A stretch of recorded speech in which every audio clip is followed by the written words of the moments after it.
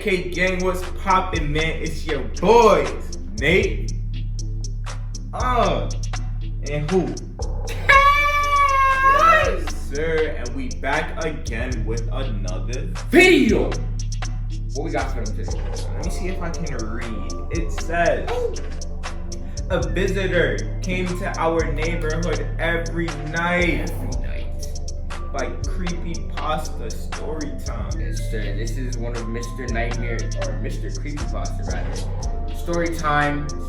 There's no video to this, but it's more of an audio story, right? Listen. So we're gonna get some creepy vibes going. You feel me? Don't watch it alone. Grab a friend if you're scared. Let's get right into it. I was young when my dad died. Okay, straight out the gate. Not so young that I don't have memories of him, or that I didn't understand what death was, but I was young, nonetheless. I was young enough that all I remember, besides being told that Dad had a horrific accident, and the funeral was that soon, was us packing up and moving to a new house. My dad had been the breadwinner by far, and we just couldn't afford to live in our old house anymore. To this day, I can remember my poor mother crying. I assumed that my mother's consistent weeping was just because Dad had died. Now, well, into my adult years, I understood that it was also because she knew that she couldn't provide for me as well as he could have. Our nice two-story house in the city was just far too expensive for us at that point. We had to pack up and move a couple hours away to the countryside, which my mother had to take up 2 jobs in the small town near us to be able to afford. Our new house was pleasant. It was small, but it was nice. It was located in a pretty well-to-do neighborhood. The people who lived around us weren't rich, not even middle class, but they had some of the biggest hearts I'd ever seen. I remember getting endless mac and cheese dinners from neighborhoods with big smiles and non-stop pecan pies when the season was right. People living there were lighthearted, easygoing. Pecan pie is good. The neighborhood did have one rule that everyone followed. Every night at 11 o'clock sharp for 10 minutes, the neighborhood would have a visitor. The rule that no one dared to break was to peek out your window and look at this visitor. Now, you could hear the footsteps walking around the neighborhood, going from house to house, and even sometimes right in front of your own window, but you could never look. No one was sure what would happen. Questions. The stories handed down from neighbors long departed had assured it was nothing good.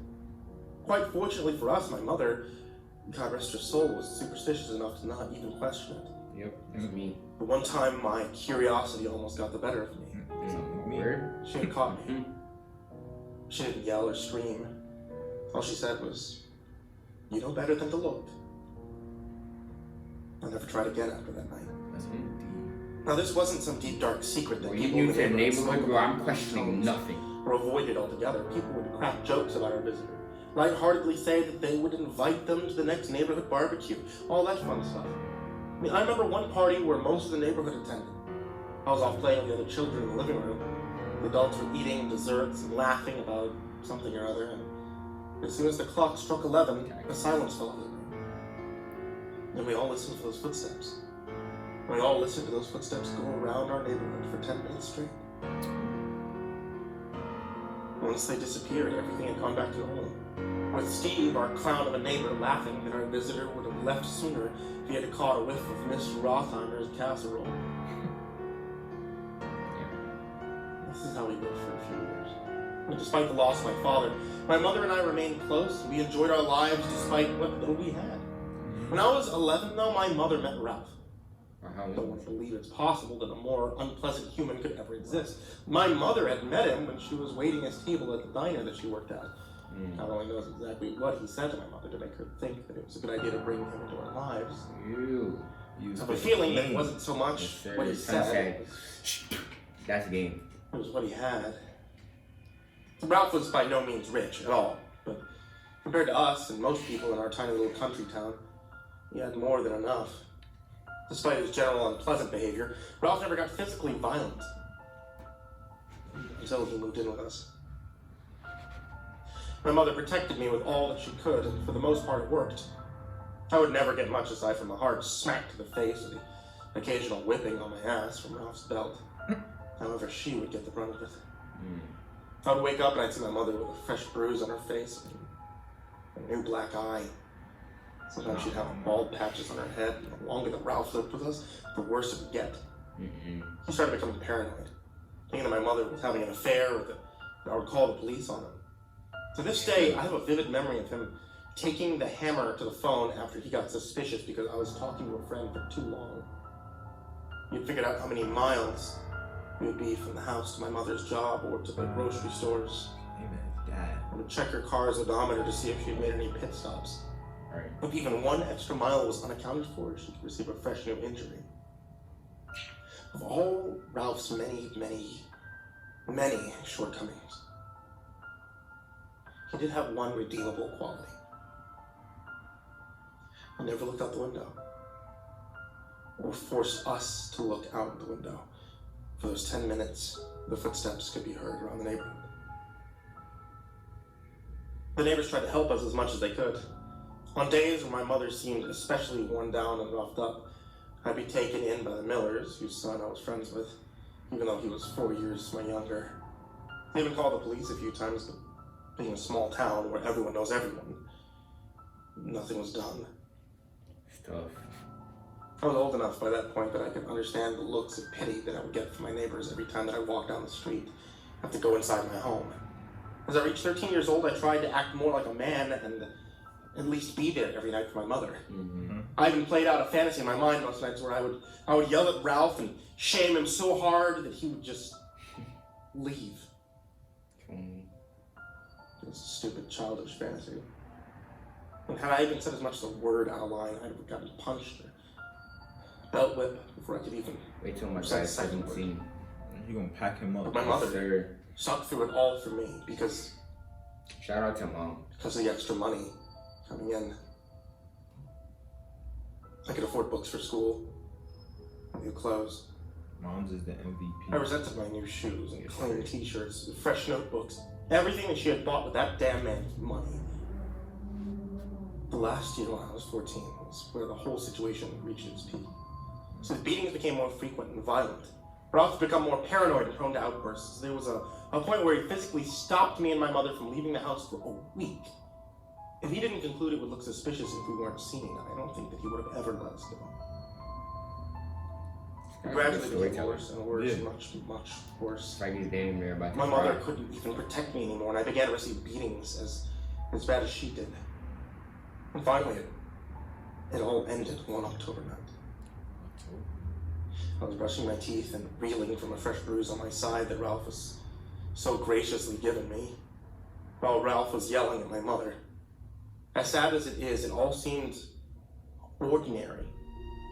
Until that, as I heard something of a significant weight falling down the stairs. Baby I Ralph. froze in a panic. I didn't know what to do. The tough man I imagined myself as had come back to reality as a scared child. She's fallen down the stairs before, I said to myself.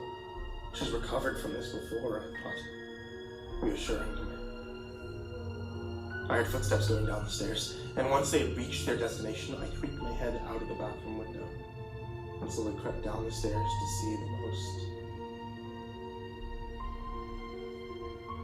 awful image of my life. My mother, my last blood relative, the woman who I loved more than anyone else and who would love me more than anyone, was lying there in a pool of blood. Ralph, still in a fit of rage, was kicking her. I looked in horror as he kicked the feeble body so hard that the last threads of life in her had let go. Dumbfounded, not knowing what to do, I walked down, I crouched beside my mother's body. I cried. I cried bitter tears. I know I cried like this once before when my father passed, and I didn't believe I'll ever cry like that again. After what seemed like an eternity of crying, I looked up at Ralph. He had a smug look of pride on his face. I That made my stomach smoked turn. that dude. Yo, son, what? I had nothing but pure hatred for him. I wanted to yell at him, to attack him. I wanted to kill him. Yo, bro, get him. Yo. I'm sure my face said it all. To this day, I'm not sure why he didn't just kill me right then and there, along with my mother. Knowing how sick he was, I can only imagine that he enjoyed the pain and the suffering I was going through too much to end it just yet. That was when I heard it. Those footsteps. Push that man out the freaking house. Those footsteps that at that point I had gotten so used to that they were just background noise. I don't think Ralph heard them. He was probably reveling in my misery too much to notice, and I slowly started backing up towards the window, my eyes locked on Ralph, and all he had was that smug look on his face, a look that said, I can get away with this, and do the same to you. In the last second, though, as the footsteps approached our house, I think he realized, he didn't know what I was about to do, but he realized, as my green eyes locked with his browns, that I was no longer a scared child. I became a man in that moment, a man with nothing but vengeance on my mind. I closed my eyes as tight as they could, and I swung open the curtains. Ooh. I ducked as soon as I did, shielding my head. To be honest, I'm not entirely sure why I did that. I don't know what I was expecting to happen. I crouched there in the living room floor with my hands shielding my head. And I started to feel kind of stupid. Was this just some trick all this time? Maybe he managed to close his eyes at the last second. And then I heard it. Ralph made a sound I had never heard him make before. It was a whimper. A very soft, delicate whimper that you wouldn't expect from a man his size or age. The whimpering continued, followed by the sound of him shaking slightly. I stayed crouched with my eyes shut, only imagining what he could have seen or what was happening. Behind me, I heard the window open softly. It was a very big window. At that point, I could have fit through it, yet I felt a presence come from that window. I could feel Ralph shaking, starting to get more intense, to the point where I thought that he might have been seizing. I felt the presence go around me, and I kept my eyes shut as tight as I could. It didn't walk, or float, or glide. I can't explain exactly how it moved. All I can say for sure is that it passed over me and headed in Ralph's direction as his whimpering got louder and his shaking became stronger. I heard a loud exhale similar to that you would expect to hear from a man on a long jog who had just taken a very long drink of water. And all was quiet. I stayed in that position for a few more minutes. I slowly got up, and I opened my eyes, not sure what I would see, aside from the fact that the window was open in the room was exactly the way it had always been. Ralph was nowhere to be found, though. Scooped him out. Sure. The only thing in his place was one This is probably finger bone. Oh. No skin, no muscle, no nail, Ate that man. just the bone. Damn. Unsure of what to do, I walked to the Millers next door. I couldn't say anything, I just couldn't stop crying. The man I had become just 10 minutes prior had melted back into the scared child. Damn. Mr. Miller came over and saw what had happened. R.I.P. Phoned the to police. mom, yo. I don't remember much else, just the coroner leaving with a body bag containing my mother, as well as the chief of police talking with some of the neighbors, with them all nodding Police their did heads. absolutely nothing, bro. Nothing about Ralph was ever mentioned again. You couldn't. And the chief was dismissed by the sheriff for his inability to deal with Ralph It'd have on got earlier packed up, too. occasions. Probably. I became the subject of charity of the small town I lived in. I didn't get much, but I got enough to go to community college following high school. Got into an okay school with a full scholarship following, and then finally moved out. I live in my own place now. A nice house out in the country, states away from where I lived with my mother and that As you should. beautiful man. Yeah, I couldn't live in that same neighborhood. Not a day goes by where I don't miss her, That's in the house. What? where I don't feel Yeah. incredible rage towards Ralph for stealing her from me. Mm-hmm. sir. And not a day goes by either where between 11 and 11:10 p.m. I don't hear footsteps around my house. I didn't think it was possible. I had moved far, far away from that place. I guess anyone who lives in that neighborhood hears I it. think it might just be me going mad as I got older, but I never. 11 to 12? 11 It's not to- that no, bad. It's 10 minutes. 11 to 11:10. You can't look outside? Yeah, it's only 10 minutes. That's easy. Make sure my curtains are shut tight. Hey there, kids. It's me, Mr. Creepypasta. That was pretty. I wouldn't say it was scary, but that was actually pretty interesting. Yeah, Damn, R.I.P. to moms, yo. for real. He got packed up real quick if he was older, though. Yeah. That kid was older. He was 17, older. 18. He was holding that man up to the wall. He was getting it for sure. Yes, sir. You'd have to take out his shotgun or something. Yes, sir. He was getting 9 bullets in his chest. No cap. But man, that's all we got for y'all. Let us know if you want to see more creepypastas, more scary videos like this for us to react to. You feel me? Hop in the comment section, give us some suggestions for other videos that we could do. Email us, let us know if you play a sport. Let us know if you know someone who plays a sport, if you know a coach who plays a sport, and we could get back to y'all. Shoot a video together.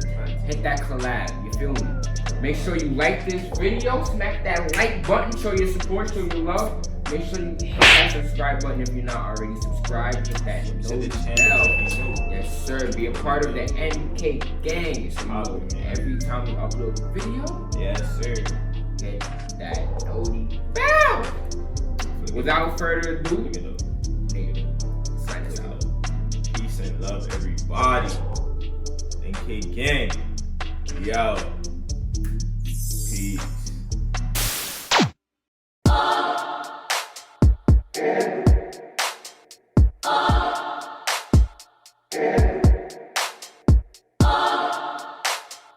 Yeah.